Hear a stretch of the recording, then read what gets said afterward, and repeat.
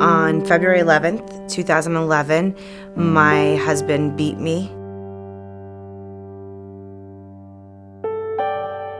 For many, many years, I was abused by my now ex-husband.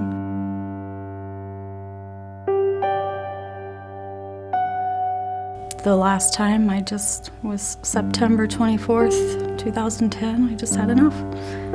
I called 911. Just hurry, please hurry. And he was arrested.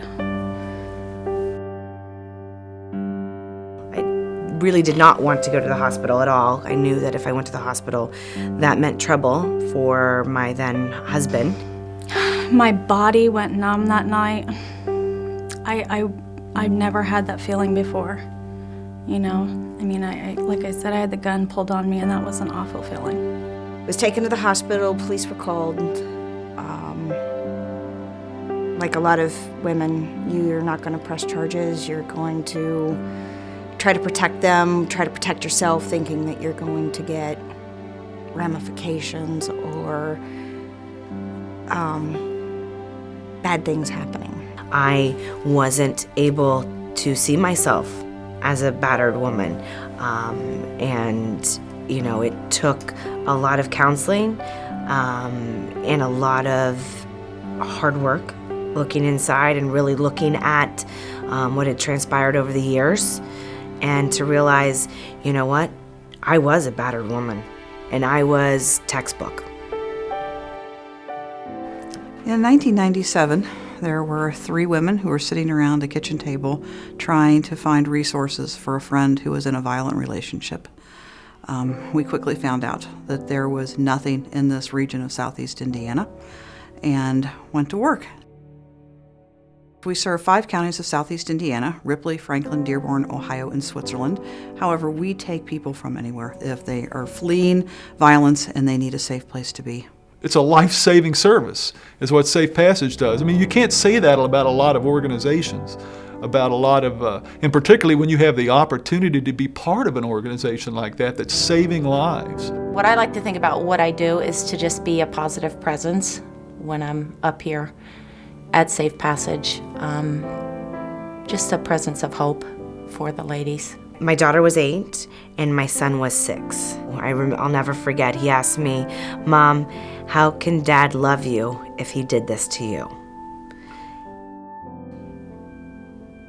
I didn't do this.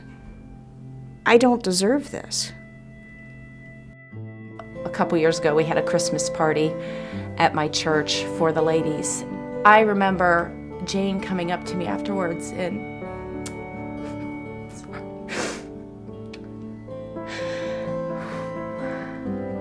she said, one of the clients told her she had never been served a plate of food. That's why I feel like I don't do anything, you know? I served a plate of food, which is something I do every day for my family. But it brought this woman to a place of feeling loved. My mother was pretty much abandoned with 4 kids when I was 14 or 15. You know, that experience really, you know, it sears itself into your brain, your memory. I mean, you go back, you think about it, it's like yesterday. You've experienced the desperation that women in that circumstance have. I mean, you know, when it's your mother, and just the nowhere to turn.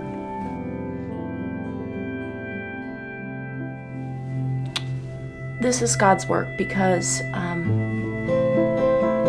God calls us all to love our brothers and sisters as He has loved us. And I think, you know, love can be very big and very obvious, but love is also, I think, more importantly, every day, and it's moment by moment. Well, God has been in control of this from the very beginning, and He's blessed this work from the very beginning. And those of us who have been part of this journey see this as ministry, and that's really what it is. You know, I think Jesus clearly was focused on those less fortunate, either temporarily, hopefully, or over the long term. And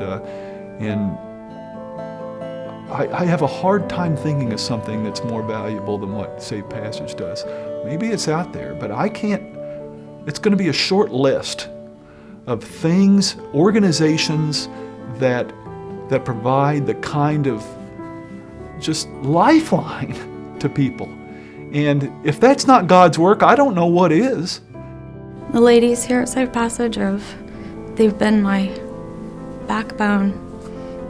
I couldn't have, all the court hearings, I couldn't have done it alone. We get so much from doing this work too.